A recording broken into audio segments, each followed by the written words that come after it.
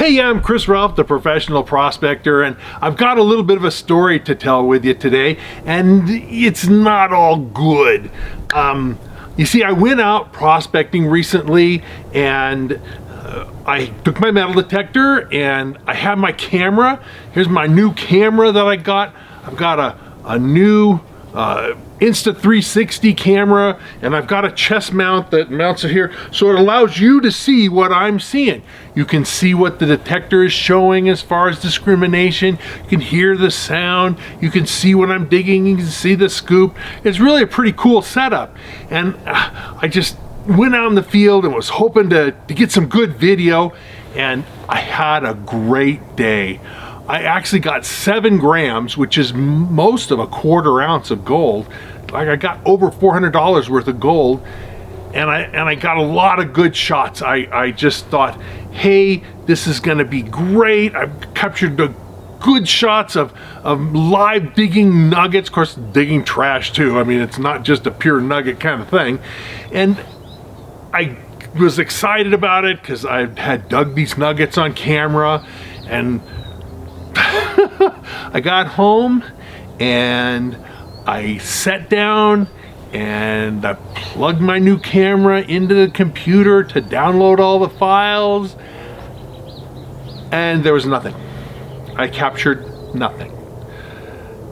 It's operator error. I have to confess, it's really my fault. It's not like the camera did something unexpected or broke or something like that. I apparently goofed, and I ended up with nothing from all that video. But I do have the gold, and I want to be able to share with you, and so I'm going to share the story of my finds and tell you a little bit about it, show you my gold, the gold that I dug, show you some of the trash I dug, and talk a little bit about that too. And I'm just going to have a discussion and show you what I can show you, and put it together a video. It'll be a little shorter. You won't be watching me dig targets. You won't be hearing the detector. You won't be seeing it bouncing around a little bit over the various targets, and you know what I go through in discriminating and determining whether this is a good target worth digging or it's a piece of trash and I don't want to dig. I'll still talk a little bit about that stuff, but I'm going to show you what I can, what is, you know, what I have of that trip, and I hope that it'll be helpful and be worth watching. I have this new camera and I'm getting used to it, and I promise that I won't do this again in the future. But like I say, let me show you what I got. So I got out early in the morning, and you know, it really was pretty quick into it, maybe 10 or 15 minutes. I did get some targets that were, you know, either hot rocks or indicated as iron trash. But the first good target of the day was a really nice nugget. The day started out great. Let me show you. And this is the nugget that I found. It's 4.6 grams, which is about 3 pennyweight and about 0.15 of an ounce. And you know, when you start off with something this nice, well, the day is going to be a good day, because even if you found nothing more, this is a mighty nice nugget. It is my biggest nugget so far this year. And after that, I went a couple hours and just dug lead and trash. And let me show you some of the lead I got and talk about that. So at the top are the lead targets that I dug. You can see most of these are either 22s or fragments of 22s. There's one rifle bullet, a couple of larger caliber pistol shots. To the right is the iron trash that I dug, 4 little pieces and 1 broken off end of a square nail. And then at the bottom is the aluminum. There's several pieces at the bottom left of flat aluminum bits. The cows have some weird tendency to bite and chew on bits of foil. And then there's this roll of aluminum wire. It's not copper, it's aluminum. And man, that sounded like a great target. But, you know, for a day's detecting, this really isn't too much trash. And I spent a lot of time hunting around and looking at targets, but this is all I actually dug in the way of trash. A couple hours of digging targets and, just analyzing things and getting mostly lead went by, and eventually it got to be lunchtime. So I hiked back to the truck. Now it was a little bit of a distance. We were working some old timer workings that were not something you could really drive to. So we had parked a truck. It was a couple of guys and me, and we hiked over to this spot and were detecting around, or at least I was detecting around where the old timers had worked in the past. And like I say, it got to be well into the day, it would get to be around noon, and so it was a hot day and dry, and I had run out of water that I had in my little sack with me. I have a little pouch that I carry that has my scoop and carry my gold and water and a couple little things. Anyway, I got done with that, I finished my water, and it was time for lunch, so I hiked back to the truck and sat down and had a nice lunch in the shade. I always say, take the time to have lunch, drink a lot of water, stay hydrated when you're out there. I know plenty of stories of guys who have not had enough water and been out on a hot day in the sun and not been hydrated, and it's been a problem. After lunch, I got back to detecting again, and again, the several targets that I dug were lead or other trash. And after a bit, probably by I'd been half an hour detecting, I got another nugget. And so it was a nice one. Let me show you my second nugget. And this was my second nugget of the day. It's a nice piece. It's a little on the flat side, but it has good weight, 0.88 of a gram. And I was glad to know that I got another nugget in addition to the nice one I'd found in the morning. Again, I dug around a little bit and got some trash, and finally, maybe a couple hours into it, detecting after lunch, I got this nice little flake, so let me show you that. And this is my third nugget of the day, kind of small, less than 1/10 of a gram, but whenever you find gold in your scoop, it's always a fun thing to see, so I was glad to get it. Then I was wandering around, after I got that little flake, I was wandering around and in the old workings, and I got a really deep sounding signal. And it was broad, which what I'm saying is the target seemed large. Now, if you're an experienced detector operator, you get a feel for the size of the targets after you've gone over and you hear the signal, and you can't, it's not like I could tell the difference between a target that was 1/8 of an inch and a target that was 1/4 inch, or even 1/4 inch to 1/2 an inch. But when you go over a target and it goes, wow, wow, you start getting the feeling that it's a good sized target. Well, this target I guesstimated was, close to 1 foot. And you might think, well, Chris, how many foot long nuggets are there out there? Well, this place has produced some really big gold, and it was down deep, and I thought, oh, I can't walk away from this target even though it's probably trash. The detector was indicating non-ferrous, that it wasn't iron or steel. Now, I can tell you though, and this is one thing you should understand, is that the detectors, the VLF detectors with their discrimination, a lot of times large rusty targets can fool the discrimination. And even though it might bang and say, not ferrous, not ferrous, not iron, not iron, not iron, you dig down and you find a big rusty piece of iron. And I was pretty confident that that's probably what it was. But do you really want to walk away from a giant nugget in an area that has produced some really big nuggets? So I dug down, and I dug down, and I dug down, and at over 1 foot deep, I hit it, a rusty can. A big rusty can, which is why it gave such a big signal. The ground was really hard, and digging that hole took a lot out of me. Little holes, no big deal, but you dig a hole that's, over 1 foot deep. You can't just dig a hole this big around 1 foot deep. As targets get deeper, you have to dig a hole like this, right?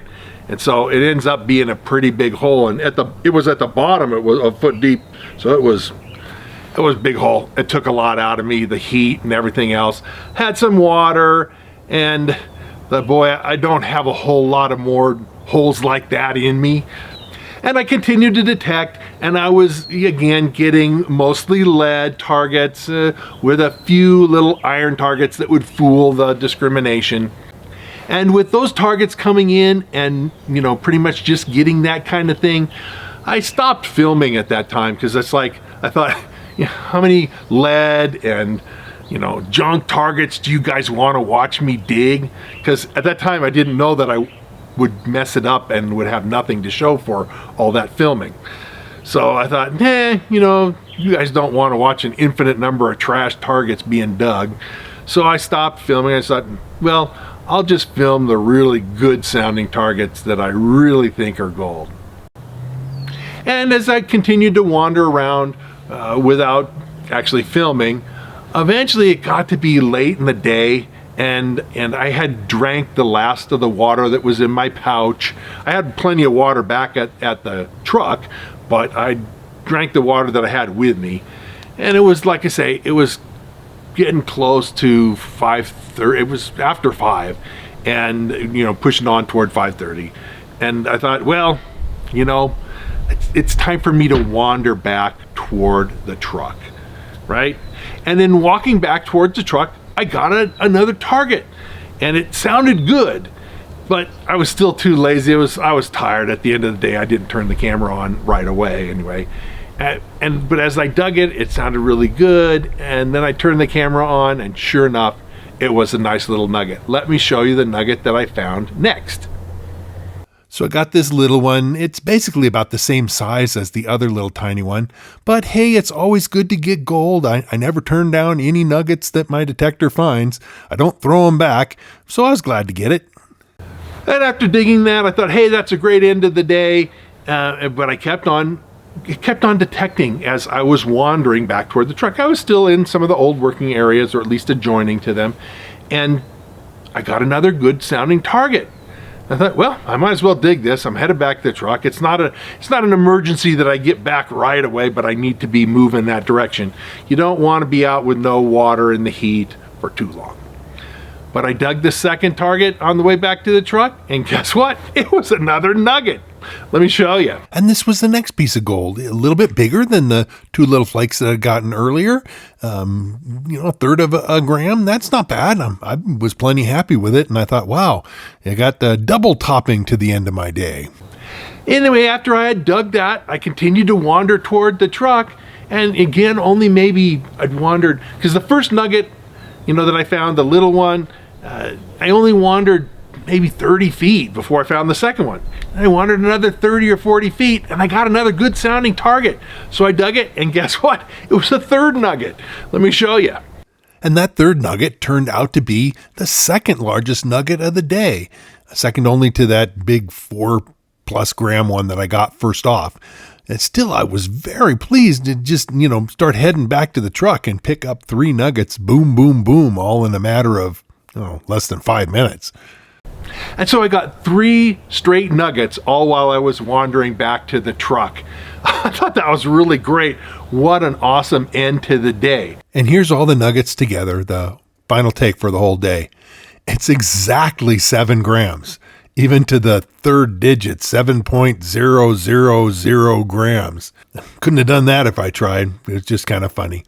But it was a great day. With a great end, picking up 3 nuggets, bang, bang, bang, as I made my way back to the truck. Now, there's a lesson in that for you, that when you're wandering back to your vehicle, like if you've hiked someplace to go look at some old workings, or to, dig some gold in a ravine or something like that, continue to keep your detector on, unless it's out of electricity. Just keep detecting as you wander back to the vehicle. I know some really great stories of guys that have done that and been incredibly successful. Now, I was successful enough to get 3 straight nuggets all in a comparatively small area. That was a nice little patch that I found, and that was great. But I know of guys that have done similar things and had amazing success. Let me tell you a little story. I know a guy who, as a young man, he had been working, I think, for a lumber company, and had been out in the forest and stumbled upon some old miners' workings, some ground sluice type workings. And he didn't really have a lot of interest in it at that time, but he made kind of a mental note.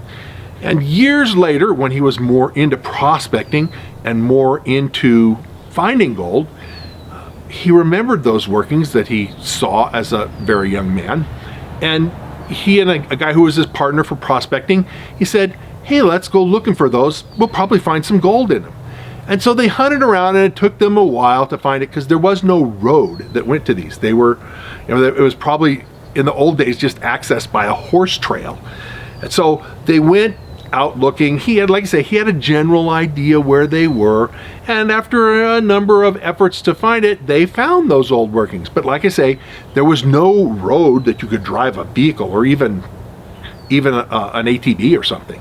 So they parked the car at the nearest spot that they could get to with their car and walked into the old workings, and they hunted those old workings for a number of times, and they got some decent gold. Nothing super spectacular, but they got some decent gold. They were plenty pleased with the gold that they were getting, and they one of the guys decided on his way back from hunting for a day at the old workings that he would keep his metal detector on as he walked back toward the truck. They found a patch that no old timer had ever found before, and it literally there must have been way more gold in the patch they found than the old timer workings, because they literally found pounds of gold with their metal detectors. I saw some of the big nuggets. The largest nuggets I think were 5-6 ounces. And they got multiple nuggets in the 1, 2, 3 ounce range, and of course a scad, a bunch of them in sizes smaller than an ounce. They, like I say, got pounds of gold because exactly they used their detector and kept detecting as they were walking back to the truck, just in case you might run over something and find some gold. They had some really good luck. But that's a lesson to you. And I could tell you other stories of a similar nature. That's probably the most amazing find that I know that was done that way, but I know of others. And I've had some just like I did on this trip, where I'm wandering back and keep my detector on and just happen to stumble upon something good. So it's a lesson. It's something you need to know. It's something you can put in your files and remember for future prospecting trips. Now, as I was saying, that finding gold, it's a skill. It's something that you learn. You learn these little tips and tricks like this. Keep your detector operating. You learn to recognize good target sounds and, things that sound really good. Like I say, that one target was huge, but, because there's a chance it could have been a really big nugget, I had to dig it.